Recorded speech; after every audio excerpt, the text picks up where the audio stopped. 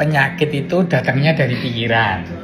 Karena pada saat pikiran kita itu sedang kalut, sedang stres, sedang cemas, sedangkan mendapatkan tekanan banyak, tekanan kehidupan, tekanan pekerjaan, otomatis pasti ada gangguan di siklus tidur, ada gangguan di siklus makan, ya. Kemudian ada gangguan juga di siklus aktivitas harian, terutama seperti itu. Ketika kita itu biasa dalam zona nyaman, siklus yang teratur, tiba-tiba ada perubahan siklus, itu akan terjadi perubahan terkait dengan sistem kekebalan tubuh tentunya. Karena sistem kekebalan tubuh itu bisa secara langsung dan nggak langsung dipengaruhi oleh pikiran kita.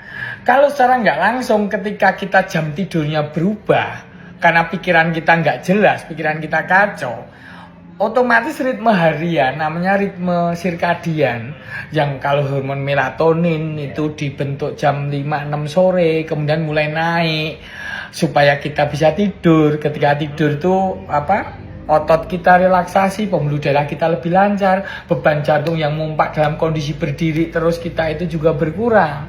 Nah, kemudian growth hormone itu juga meningkat, di mana ketika melatonin meningkat, growth hormone meningkat itu sistem kekebalan tubuh aktif bekerja, termasuk sistem kekebalan tubuh terhadap alergi loh ya.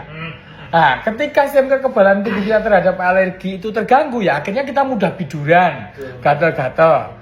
Terus kemudian secara nggak langsung ada refleks otonom ya, ketika kita tuh stres macam-macam, kita sering kencing, kemudian klep yang dari lambung kita ke pencernaan itu juga suka menegang, jadi kita mudah kembung pada saat kita stres.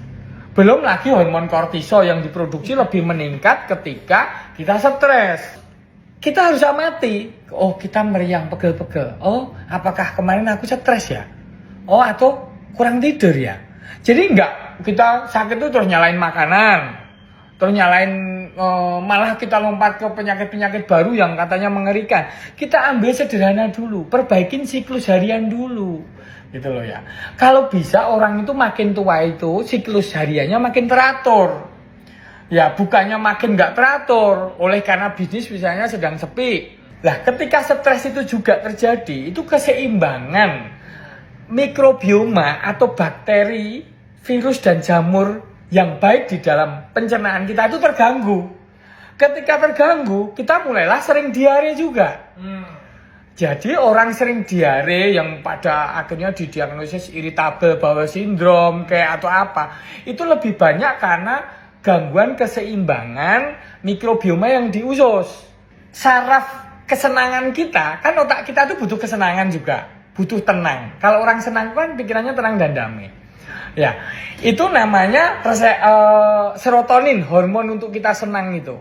Nah, sedangkan 90% reseptor hormon serotonin itu ada di usus. Nah, makanya kalau kita nggak senang, usus kita pun ikut stres, mencret, gitu loh. Makanya itu, orang kan kalau makan enak, asal nggak berlebihan loh, tubuhnya cenderung lebih sehat, gitu loh. Makan enak membuat pikiran senang. Tapi kalau nggak terus-terusnya mencari makan enak kan ya tidak, gitu loh. Tapi berarti kan ada hubungannya antara otak kita, pikiran kita dan usus kita. Itu ada hubungannya.